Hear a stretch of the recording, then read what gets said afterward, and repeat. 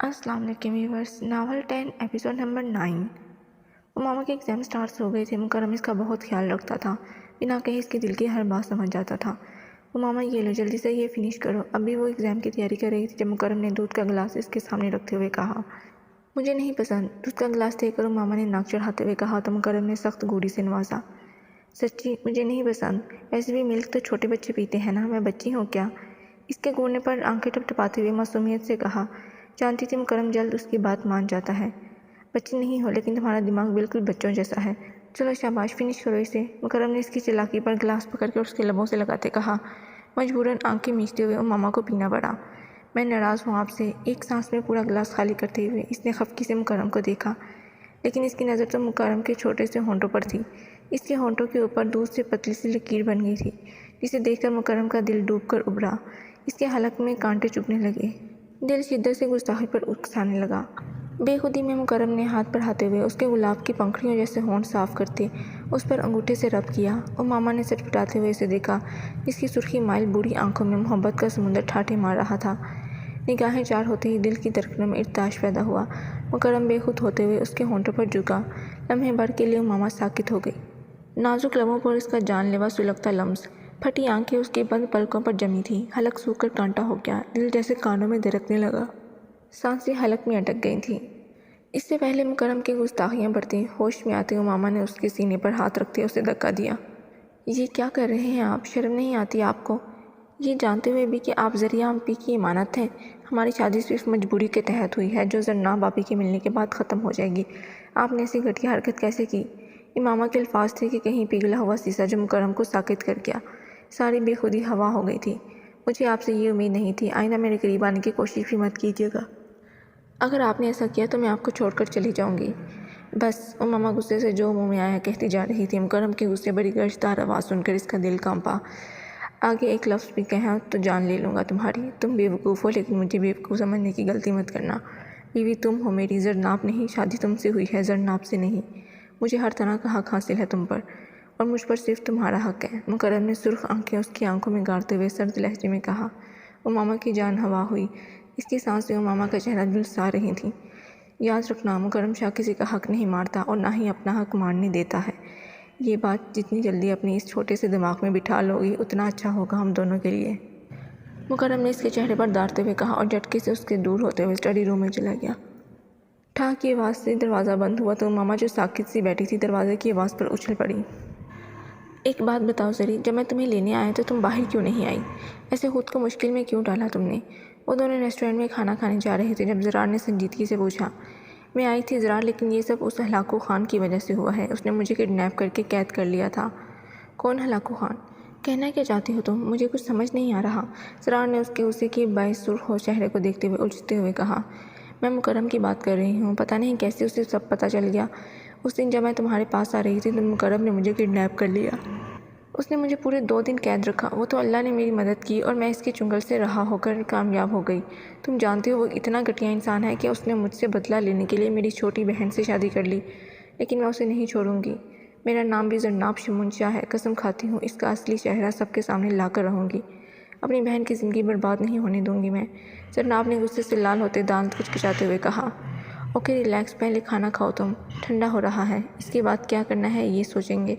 ज़रार ने उसे खाने की तरफ मतवज्जा किया और ख़ुद सोचने लगा कि जरनाब को मन्नत के बारे में बताए या ना बताए।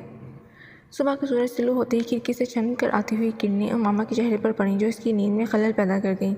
रात में मुकरम के डर से रोते हुए सो गई थी, जबकि मुकरम ने भी रात स्टडी रूम में गुजारी थी। उमामा की आंख खुली। पहले तो वो गायब दिमागी से छत को घूरती रही, लेकिन फिर जैसे ही ज़हन बेदार हुआ, रात का वाक़या याद आया। वो झटके से उठ बैठी। खाली कमरे को देखते हुए उसने मुकरम को ढूंढना चाहा। इसकी तलाश में निगाहें स्टडी रूम के दरवाजे पर पड़ी, जो बंद था, जिसे देखकर मामा ने शुक्र का सांस लिया। लगता है अभी अंदर है। उफ, रात तो मेरी जान ही निकाल दी थी। शुक्र है सो रहे हैं। चल अम्मी भाग ले, ये ना हो फिर से ड्रैकुला जाग जाए। यहाँ तो अम्मी बाबा भी नहीं हैं जो तुझे बचा ले। वो मुकरम के रात वाले रूप से खौफज़दा थी। इसका गुस्सा देखकर डर गई थी। अब भी इसके बाहर निकलने से पहले वो फ्रेश होते बड़बड़ाते हुए इसे नए लक़ब से नवाजते हुए कमरे से भाग गई। पता नहीं उसे देखकर मुकरम का क्या रिएक्शन होगा, और इस डरपोक में इतनी हिम्मत भी थी कि मुकरम के गुस्से का सामना कर सके। अब किचन में जाने का रिस्क भी नहीं ले सकती थी। کہیں پھر سے وہ غصہ نہ کرے۔ کل جو کچن کا حشر کیا تھا وہ سوچ کر جرجری لیتے ہوئے ٹی وی لاؤنج میں جا کر بیٹھ گئی۔ دوسری طرف مکرم ساری رات سگریٹ پھونکتے ہوئے اپنا دل جلا رہا تھا۔ وہ ماما کی باتیں کسی ہتھوڑے کی طرح اس کے دماغ پر ضربیں لگا رہی تھی۔ صبح کے قریب اس کی آنکھ لگی تھی، مگر تھوڑی دیر بعد ہی کمرے سے آتی کھٹ پٹ کی آوازیں سن کر وہ نیند بھی اڑ گئی۔ اس کا سر درد سے پھٹ رہا تھا، آنکھیں رت لگے کی وجہ سے سرخ انگارہ ہو رہی تھیں۔ پیشانی پہ بکھرے بالوں کو ہاتھ سے پیچھے کرتے ہوئے اس نے اسٹڈی روم کا جائزہ لیا جو سگریٹ کے دھوئیں سے بڑا ہوا تھا۔ جگہ جگہ سگار پڑے ہوئے تھے۔ ہونٹ پیچھے وہ کمرے میں آیا، خالی کمرہ دیکھ کر غصے سے اپنی شرٹ کے بٹن کھولتے شرٹ اتار کر نیچے پھینکی اور واش روم میں گھس گیا۔ ٹھنڈے پانی سے شاور لینے کے بعد اس کا غصہ ٹھنڈا ہوا۔ وہ ناراض تھا امامہ سے اور چاہتا تھا کہ امامہ اسے منانے کے لیے آئے، لیکن وہ بیوقوف لڑکی تو پتہ نہیں کن ہواؤں میں تھی جسے احساس ہی نہیں تھا نہ اس کا، نہ اپنا، نہ ہی اپنے رشتے کا۔ لیکن وہ بھی مکرم شاہ تھا جس نے ٹھان لی تھی کہ عقل سے پیدل لڑکے کو خود سے محبت کروا کر رہے گا۔ اوہ گاڈ، لیٹ ہو گیا۔ پتہ نہیں اس بیوقوف لڑکی نے ناشتہ بھی کیا ہوگا یا نہیں۔ نالائق تو ہے، سوائے بیوقوفانہ باتوں سے کچھ آتا نہیں، بیٹھی ہوگی منہ پھلائے۔ ناراضگی کے باوجود مکرم کو اس کا خیال تھا۔ بڑبڑاتے ہوئے فریش ہو کر وہ اس کی تلاش میں باہر آیا۔ سیڑھیوں سے اترتے اس کی نظر امامہ پر پڑی جو صوفے پر سر جھکائے بیٹھی تھی۔ مکرم نے ایک گہری نظر اس پر ڈالتے ہوئے اسے مخاطب کیے بنا کچن کا رخ کیا۔ امامہ جو اس خوش فہمی میں تھی کہ وہ اسے سوری کہے گا، لیکن اس کے برعکس مکرم کے اگنور کرنے پر اس کی پشت کو گوڑ کر رہ گئی۔ اللہ اللہ، کتنے بے مروت ہیں، میں ان سے ناراض ہوں۔ منانے کے بجائے الٹا یہ مجھے ہی ایٹیٹیوڈ دکھا رہے ہیں۔ اگر ایسا ہے تو ایسا ہی صحیح، اب میں بھی انہیں اگنور کروں گی، دیکھتی ہوں کب تک بات نہیں کرتے۔ منہ پھیلا کر کہتی ہوئے وہ ٹی وی کی طرف متوجہ ہو گئی۔ مطلب دونوں ہی ایک دوسرے سے ناراض تھے، لیکن دونوں میں سے کوئی بھی صلح کرنے کے لیے قدم بڑھانے میں پہل نہیں کر رہا تھا۔ اب پتہ نہیں کون زیر ہونے والا تھا اور کون زیر کرنے والا تھا۔ زرار بیٹا، کہاں سے آ رہے ہو تم؟ اور یہ لڑکی کون ہے؟ زرار اسے لے کر گھر میں داخل ہوا تو ناشتہ بنانے کے لیے کچن کی طرف جاتی ہوئی رمیسہ بیگم کی نظر ان دونوں پر پڑی۔ اس کے ساتھ زرناب کو دیکھ کر انہوں نے سوالیہ نظروں سے پوچھا، موم یہ زرناب ہے، زرناب شمون شاہ۔ کیا زرناب، تم اسے یہاں کیوں لے آئے ہو؟ ابھی کے ابھی اس کے گھر والوں کو بلاؤ اور اسے چلتا کرو۔ پہلے تمہاری وجہ سے زینت ہسپتال پہنچ گئی اور ہم سب کو کتنی شرمندگی اٹھانی پڑی۔ کچھ احساس ہے تمہیں؟ میں کہہ رہی ہوں زرار، میں مزید گھر میں کوئی بدمزگی نہیں چاہتی، اس لیے بہتر ہے تم اسے اس کے گھر پہنچا دو۔ رمیسہ بیگم نے زرناب کو گھورتے سختی سے کہا۔ ان کے روٹ لہجے پر زرناب کی آنکھوں میں نمی پھیلی۔ ان کی باتوں پر الجھتے ہوئے اس نے زرار کو دیکھا۔ موم، میں تھک گیا ہوں اور زرناب بھی بہت تھک گئی ہے، ہم بعد میں آرام سے بات کریں گے۔ چلو زری، میں تمہیں تمہارا روم دکھا دوں، ریسٹ کر لو تم بھی، زرار نے رمیسہ بیگم کو جواب دیتے ہوئے زرناب سے کہا۔ زرار، یہ تم اچھا نہیں کر رہے، تمہارے ڈیڈ کو پتہ چلا تو اچھا نہیں ہوگا، رمیسہ بیگم نے تنبیہ لہجے میں کہا، لیکن زرار ان کی بات کو اگنور کرتے ہوئے زرناب کا ہاتھ پکڑتے سیڑھیوں کی طرف بڑھ گیا۔ رمیسہ بیگم غصے سے کر رہ گئی تھیں۔ کیا ہوا بیگم، پریشان لگ رہی ہو آپ؟